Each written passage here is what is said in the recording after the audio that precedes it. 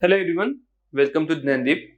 In this session, we are going to discuss one more question from previous year papers on geography.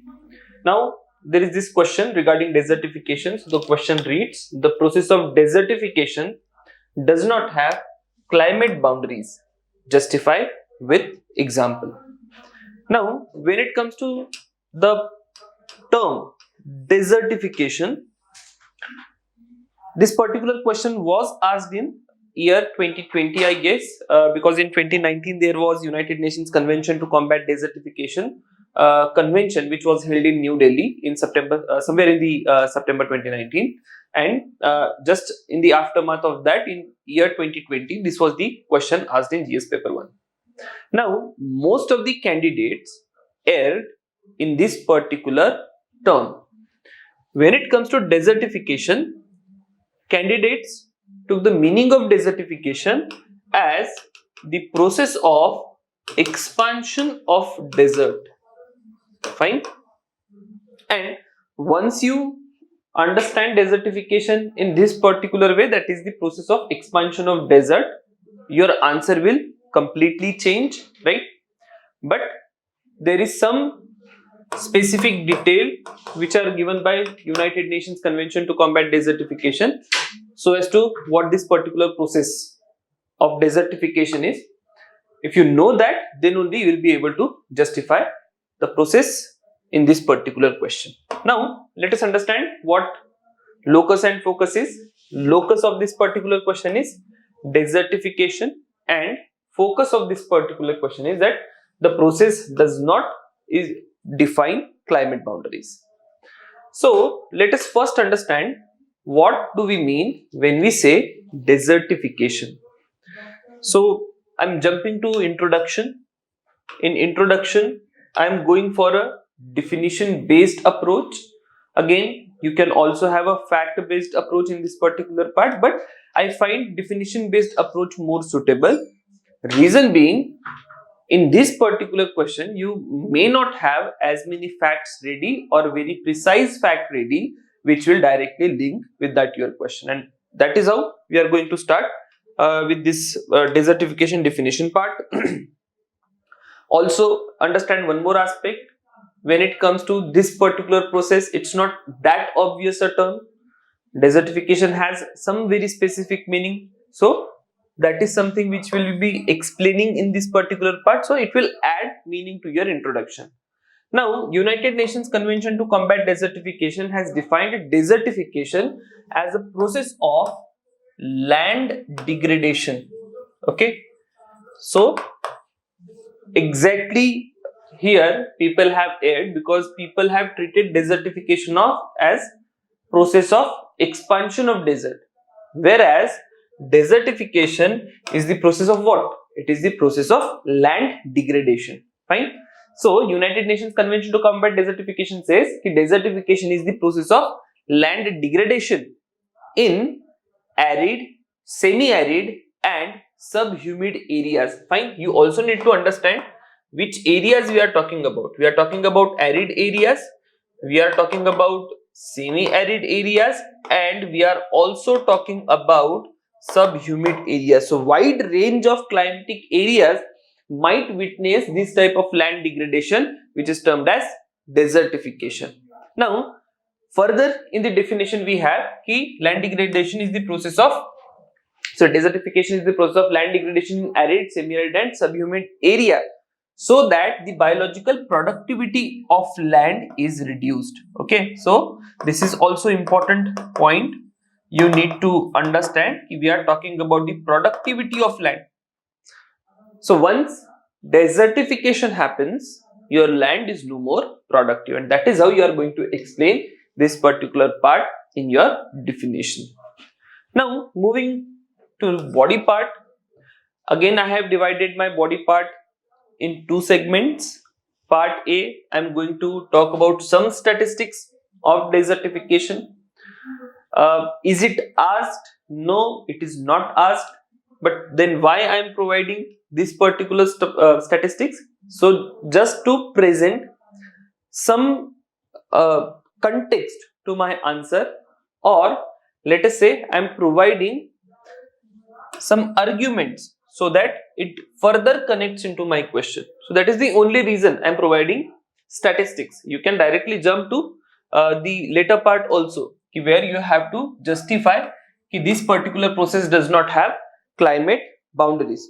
So that can also be done, but what I am doing here is I'll just briefly give some statistics on what the process of desertification is. So I'm not really going to spend more than 20 to 30 words. Okay. So with this, I'm going to say 25% of the world's land has been degraded. I have given some percent number also. 24 billion ton of fertile soil is being washed or lost every year. So this desertification is severe in driest part, but also it is found in the Amazon rainforest or Sahelian drylands. Similarly, we have desertification process in India also. So these are the arguments I have given in my status wala part. Now I will justify this particular part with that of example. See, it does not have climatic boundaries. To justify, I have now provided one example, that is the desertification which is taking place in the Amazon rainforest. Now Amazon rainforest, these are one of the wettest area of the world. So what is happening in Amazon rainforest? So in Amazon rainforest, we have a lot of wood cutting. Okay, let's say wood cutting, or let's say forest cutting.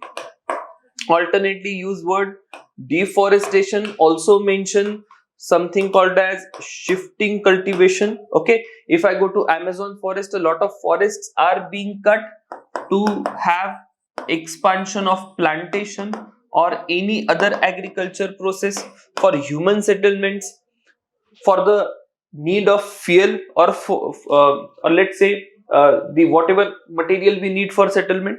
Okay, so for many reasons Amazon forests are being cut at a very rapid rate. And what is the result of this particular process? So there are twin effects when we go to Amazon forest. One, there is reduction in rainfall. Okay, because these forests provide a feedback loop in the Amazon rainforest ecosystem. As it receives a lot of rainfall, the same water is evaporated again and again, and it results into a feedback process which gives a copious amount of rainfall in these rainforests. Now once you have cut these forests, that feedback mechanism is somewhere lost, and as that feedback mechanism is lost, what we have reduced rainfall. And once rainfall is reduced, your rainforest will turn into grasslands. Many parts of Amazon forest now are turning into grasslands, right? So biological productivity of that particular land or that particular area has reduced. Okay, and this process is termed as savannahization. So that is something you need to mention here. Another important part you need to understand: as a result of deforestation or forest cutting, we have lot of soil erosion taking place. And soil erosion is nothing but what? It is the case of desertification or land degradation. Okay, now moving on, I'll go to the Sahel region itself, which is nothing but the region below the Sahara desert. If this is Sahara desert, this particular strip of land is nothing but Sahel region. Now this Sahel region are witnessing severe drought. Okay, and there are already dry conditions. So as a result of what is happening, the biological productivity of land is very minimal. Whatever soil which is available, because of arid condition, that soil is getting blown away. Another important point you need to understand here is there are climate extremes. There are certain phases when there is a copious amount of rainfall, and then there are severe dry spells. So when there is a copious amount of rainfall, the Sahelian regions will experience something called as gully erosion. What is gully erosion? When there is a lot of water flowing on a surface where there is no vegetation. The Sahelian regions, they do not have any vegetation. So what will happen? Whatever soil which is present in the uppermost layer of the surface, it will get washed away with the water. So that is again land degradation. Another important point you need to understand that from Sahara Desert, there is sand which is shifting on this particular land, and this is further a case of land degradation. So that is what you need to mention when it comes to this particular example. And then I come to India. Now, various parts of India, now what they are witnessing? They are witnessing land degradation to a great scale. Around 30% of India's land have been degraded or is undergoing degradation. Why it is undergoing degradation? One simple factor which is contributing to this particular process, that is agriculture practices. So whatever irrigation we use, we are over irrigating our land. We are using fertilizers in excess quantity. We are using pesticides or herbicides or weedicides, so on and so forth, in an excess quantity. And as a result of this, what do we have? The biological productivity of land has reduced. Deforestation is also taking place in various parts of India. That is also contributing to soil erosion. So in this way, there is a lot of land degradation which has happened in India. Now, if you go to land degradation atlas of India, what do you find? The regions which are witnessing land degradation, they are not located in isolated pockets. If I draw map of India, rather I have given here world map. On world map show where land degradation is happening. If I zoom into India's part, so where do I have land degradation? I have land degradation in the regions of northeast. I have land degradation in somewhere in Jammu Kashmir, because a lot of deforestation has been done, and as a result of which there is a lot of soil erosion which is happening. Similarly, parts of Maharashtra, rather western Maharashtra, Punjab, Haryana, because of agriculture. Similarly, these deltaic regions of Krishna and Godavari or Kaveri, some parts of Gujarat are also witnessing land degradation or desertification. So if you look at this particular scope of the process, it is not limited to particular climate, right? So worldwide we have seen Amazon rainforest, Sahel dry region, or monsoonal lands of India, all are witnessing land degradation. At the same time, within India itself, we have like western drier parts, they are witnessing land degradation. Eastern parts, they are also experiencing land degradations. And with the help of these kind of examples, you will be justifying that desertification does not have climatic boundaries. So there will be done with body part.